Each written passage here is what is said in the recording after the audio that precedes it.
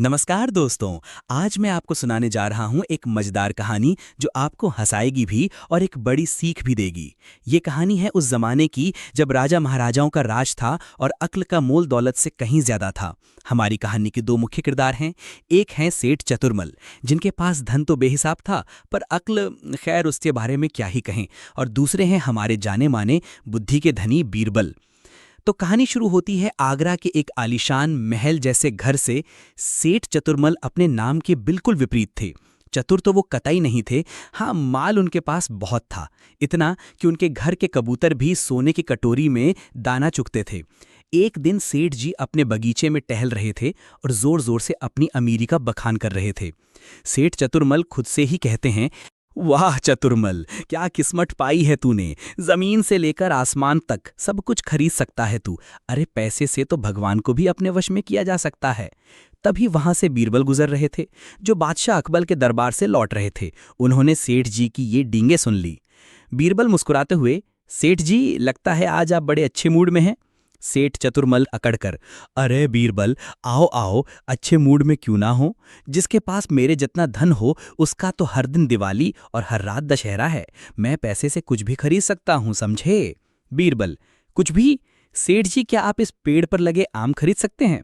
सेठ जी ने देखा बीरबल एक ऊंचे आम के पेड़ की तरफ इशारा कर रहे थे, जिस पर एक ही आम लटका हुआ था, वो भी सबसे ऊंची डाल पर।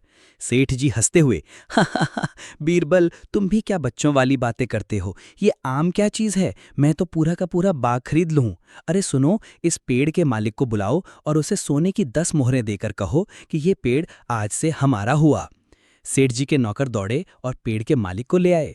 मालिक तो 10 सोने की मोहरें देकर खुशी से पागल हो गया और तुरंत पेड़ सेठ जी को बेच दिया। सेठ जी छाती चौड़ी करके, देखा बीरबल, कहा था ना मैं कुछ भी खरीद सकता हूं। अब बोलो, ये आम मेरा हुआ कि नहीं? बीरबल, पेड़ जरूर आपका हो गया सेठ जी, पर आम अब भी आपका नहीं हुआ। सेठ जी खिंचकर, क्यों नहीं हुआ? जब पेड़ मेरा तो उस पर लगा आम भी मेरा। बीरबल, तो फिर तोड़कर दिखाइयो शाम को।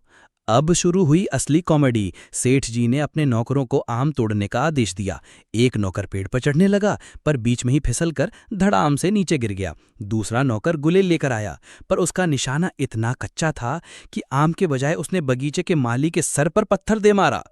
माली सर पकड़कर, ओए माँ, मार डाला रे। सेठ जी गुस्से से लाल हो गए। उन्होंने खुद पेड़ पर चढ़ने की कोशिश की, पर उनकी भारी भरकम तोंद ने उनका साथ नहीं दिया और वो 2 फुट से ज्यादा ऊपर नहीं चढ़ पाए। घंटों की मशक्कत के बाद भी वो एक अकेला आम नहीं तोड़ पाए। पसीने से लथपथ सेठ जी हांफते हुए जमीन पर बैठ गए।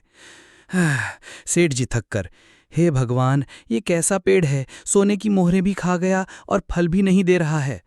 बीरबल शांत भाव से, सेठ जी, पेड़ में कोई खोट नहीं है, खोट तो ज्ञान की कमी में है। आपने पेड़ तो खरीद लिया, पर उसे इस्तेमाल करने का ज्ञान नहीं खरीदा। तभी बीरबल ने पास पड़े एक लंबे बांस को उठाया, उसके सिरे पर एक छोटी सी टोकरी बांधी और बड़ी ही चतुराई से बांस को ऊपर बढ़ाकर आम को टोकरी में फंसा लिया। फिर एक हल्का सा झटका दिया और टप, आम सीधा नीचे आ गिरा। बीरबल ने आम उठाया, उसे साफ किया और सेठ जी को देते हुए कहा, बीरबल, ये लीजिए सेठ जी, आपका आम। इसे तोड़ने के लिए सोने की मोहरों की नहीं, बस थोड़ी सी अक्ल की जरूरत थी।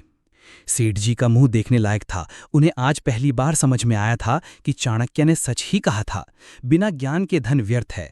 पैसा आपको चीजें तो दे सकता है, पर उन चीजों का सही इस्तेमाल करने का सलीका और आनंद तो ज्ञान से ही आता है। सेठ चतुरमल शर्मिंदगी से, बीरबल, आज तुमने मेरी आंखें खोल दी। मैं तो अपनी दौलत के नशे में अंधा हो गया था।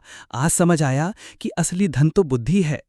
उस दिन के बाद सेठ चतुरमल ने डींगे हाँकना बंद कर दिया और अपने धन का उपयोग ज्ञान अर्जित करने और जरूरतमंदों की मदद करने में लगाने लगे। तो दोस्तों, कैसी लगी ये कहानी? याद रखना, पैसा कमाना जरूरी है, पर उससे भी ज्यादा जरूरी है ज्ञान कमाना, क्योंकि जब ज्ञान का साथ हो तो हर मुश्किल आसान हो जाती है और जिंदगी का असली मजा भी तभी आता है। अब इजाजत दीजिए, फिर मिलेंगे एक नई मजेदार और ज्ञानवर्धक कहानी के साथ। तब तक के लिए हंसते रहिए और सीखते रहिए। हाँ दोस्तों, एक और बात, चैनल को सब्सक्राइब जरूर करें।